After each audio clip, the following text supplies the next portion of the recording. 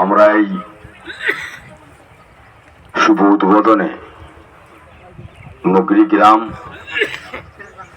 ফারাক্কা বিধানসভার একটা বিচ্ছিন্ন এলাকাতে আমরা বসবাস করছি। এই নগরী থেকে কেন্দুয়া যে এনটিপিসির গেট পর্যন্ত প্রায় 6.5 কিলোমিটার রাস্তা আছে। এই 6.5 কিলোমিটার রাস্তা যদি আমি আসি কেন্দুয়া হয়ে এই নগরী, তাহলে খুব বেশি আমাকে সময় লাগলে 10 থেকে 15 মিনিট লাগবে, কিন্তু কেন্দুয়া থেকে আমাকে আসতে প্রায় 40 মিনিট লাগলো ঘুরে ঘুরে আর কি। তো মানুষের যে কষ্ট দুর্দশা সেটা আমি নিজে এখানে এসে উপলব্ধি করতে পারলাম। আজকের মহতী অনুষ্ঠান স্বপ্নের প্রকল্প, স্বপ্নের কাজ। আপনাদের অনেক দিনের স্বপ্ন ছিল এই রাস্তাটা হলে আমাদের ফারাক্কাটা অনেক কাছে হয়ে যাবে আর কি। তার অনেক পেশেন্ট আছে। মন্টু ভাই বলল এখানকার ছেলে মেয়েরা তিনডাঙ্গা পড়তে যায়, তাই মহতী অনুষ্ঠান সঞ্চালনার কাজ করছেন আমাদের বাহাদুরপুরের অঞ্চল সভাপতি প্রেম কুমার ঘোষ ওরফে মন্টুদা। মঞ্চে উপস্থিত আমাদের বাহাদুরপুর অঞ্চলের প্রধানের প্রতিনিধি রিঙ্কু, আমাদের বিশিষ্ট ব্যবসায়ী এবং শিল্পপতি আবুল সাহেব মহাশয়, আমাদের ইসলাম ভাই পঞ্চায়েত সমিতির সদস্য, এখানে নবী আছেন, আমাদের কালামদা এক্স প্রধান আছে, আমাদের গ্রাম পঞ্চায়েতের মেম্বার ফৌজ থেকে নিয়ে স্বপন, সকলেই আছে আর কি। আমাদের গ্রাম পঞ্চায়েতের লোক খুব ভালো।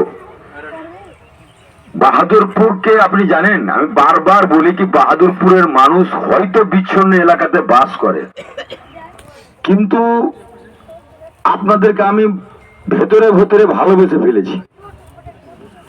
আপনাদের নম্র ব্যবহার, আপনাদের আচার আচরণ, আপনাদের যে অল্পতে সন্তুষ্টি আপনাদের, সেটা আমি হাড়ে হাড়ে বুঝতে পারি কি এখানকার মানুষ যতটা সম্মান দেয় আর অল্পতে খুশি হয়, অন্য জায়গার মানুষ খুব কম হয়।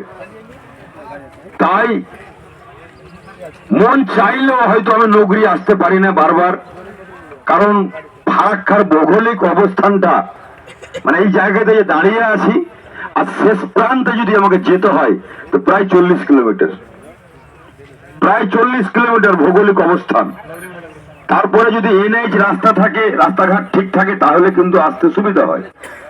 তো যাই হোক, আজকে আমি এই কাজটা করতে পেরে আমি নিজেকেও ধন্য মনে করছি এবং আপনাদের কাজটা করতে পেরে আপনাদের খুব ভালো লাগছে।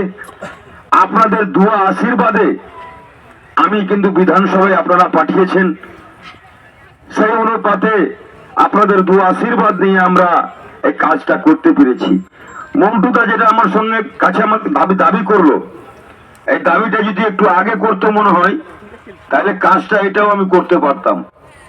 তা আমি কথা দিচ্ছি আপনাদের, ধুলি পাহাড়ি টু নগরী 4 কিলোমিটার রাস্তা, যেখানে একটা জায়গার ব্যাপার আছে। আমি প্রধান সাহেবকে বললাম যদি আপনার জায়গার জটালা কাটিয়ে দিতে পারেন তাহলে আমি 26-এর পরে পরে ইনশাল্লাহ আপনাদের কথা দিচ্ছি এই কাজটা করবো আর কি। 4 কিলোমিটার আছে, জায়গাটা আপনাদেরকে দেখতে হবে। কেউ যদি দান করে সেও কিন্তু পুণ্যের কাজ করবে। লক্ষ লক্ষ মানুষ সেটাতে যাতায়াত করবে, 10 কিলোমিটার 15 কিলোমিটার ঘুরে যেতে হয়, সেই লোকগুলা যাচ্ছে। আজকে বলুন যারা গাড়ি নিয়ে যাবেন, মনে সাইকেল টাইকেল নিয়ে এটাতে যায় নাকি মুন্ডুদা? সাইকেলে যায়, তাও কাদা খিচ্চড় হয়, মানে অন্য সময় যেতে পারে না, বাইকও যায় না। এই রাস্তাটা হওয়ার ফলে আপনি কেন্দুয়া যখন পৌঁছে যেতে পারবেন 10 মিনিটে, 10-12 মিনিটে কি 15 মিনিটে, তখন ফারাক্কাটা ওখানে যেতে আর 7-8 মিনিট, তাই তো নাকি? তার মানে 1.5 ঘন্টার রাস্তা আপনি 25 মিনিটে চলে যেতে পারছেন, 25 মিনিটও লাগবে না। তার মানে কমিউনিকেশনটা খারাপ বলে কিন্তু আমরা পিছিয়ে পড়া আছি। কমিউনিকেশনটা যদি ভালো হয়ে যায় তাহলে দূরের রাস্তাটাও কাছে হয়ে যায়। আমরা কলকাতা যাচ্ছি, বহরমপুর যাচ্ছি, মালদা যাচ্ছি 50 কিলোমিটার, কিন্তু কি হলো মালদা আমরা যাই 35, 40, 50 মিনিটে পৌঁছে যাই, রাস্তা ভালো।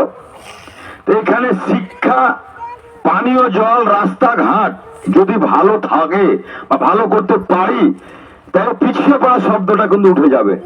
আজকে আপনারা খুশি হয়ে এখানে এসছেন। আমরা বিভিন্ন জনবহুল এলাকাতে 5 কোটি টাকার কাজ করতে গেলেও কিন্তু এরকম ভিড় হয় না বা এরকম আন্তরিকতা দেখায় না। হয়তো আপনাদের অর্গানাইজ করেছে আমাদের লোক, কিন্তু আপনারা স্বইচ্ছে এসেছেন, আমার মা বোনেরা এসছে।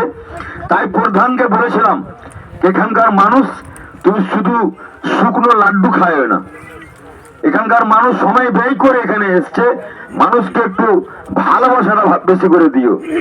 তা আমি নগরীর মানুষের কাছে কৃতজ্ঞতা জ্ঞাপন করব যে আপনারা 2021 সালে যে বুদ্ধিমত্তার সাথে আমাকে বিধানসভায় পাঠিয়েছেন, আমার সাধ্য মতো আপনাদের কণ্ঠস্বর হয়ে বিধানসভায় বলুন, আপনি নবান্নে বলুন, রাইটার্সে বলুন, মন্ত্রীর কাছে বলুন, আমলার কাছে বলুন, আমার ফারাক্কার জন্য বিভিন্ন দপ্তরে গিয়ে ওয়েটিং রুমে বসে আপনারা ভাববেন কি আমরা তো এমএলএ ওখানে যাই, তো ওখানে আমাদেরকে একটু বসতে হয়।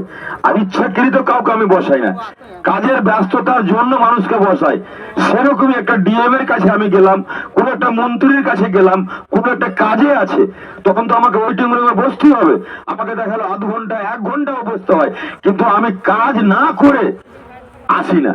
সে 1 ঘন্টা বসতে হোক, আমি অতটা ভাবি নাকি আমি এমএলএ 1 ঘন্টা বসে থাকবো, কেন বসে থাকবো না, আমি ফারাক্কার মানুষের জন্য বসে থাকবো। যে অংশগ্রহণ করার জন্য এবং আমাদেরকে উৎসাহ দেওয়ার জন্য, আমাদেরকে অনুপ্রাণিত করার জন্য, আপনাদের লোকজন দেখে এত পল্লী গ্রামে, এত পিছিয়ে পড়া এলাকাতে এসে এতগুলো লোক জমায়েত হয়েছেন, তার জন্য আমি দলের পক্ষ থেকে আপনাদেরকে সবুজ অভিনন্দন জানাচ্ছি। এইভাবে আপনারা উৎসাহ দেবেন, এইভাবে আপনারা আমাদের পাশে থাকবেন, আপনারা ভোটটা দেবেন আর কাজটা আমাদের কাছ থেকে বুঝিয়ে নেবেন। এই কটি কথা বলে আমাদের সম্প্রীতি, ঐক্য, সৌহার্দ্য, ভালোবাসা যেন আমাদের ধরে রাখতে পারি এবং সাম্প্রদায়িক শক্তিকে যেন আরো উৎখাত করতে পারি। এই বাংলা হচ্ছে শান্তির মাটি, এই বাংলা হচ্ছে ঐক্যের মাটি, এই বাংলা হচ্ছে বাঙালির মাটি। তাই বাঙালি কখনোই আমরা ভেদাভেদের রাজনীতি করি না, আমরা মসজিদ মাদ্রাসার রাজনীতি করি না, আমরা হিন্দু মুসলমানের রাজনীতি করি না। আমরা মানুষের সেবায় নিযুক্ত থেকে মানুষের কিভাবে কাজ করো সেই নীতিতে বিশ্বাস করে চতুর্থবারের জন্য মমতা ব্যানার্জির হাতকে শক্ত করে ফারাক্কা থেকে তৃণমূল কংগ্রেসের বিধায়ককে জিতিয়ে আবার বিধানসভাতে পাঠাবেন। এই কটি কথা বলে সকলের সুস্বাস্থ্য কামনা করে আমার ক্ষুদ্র বক্তব্য শেষ করছি। ধন্যবাদ।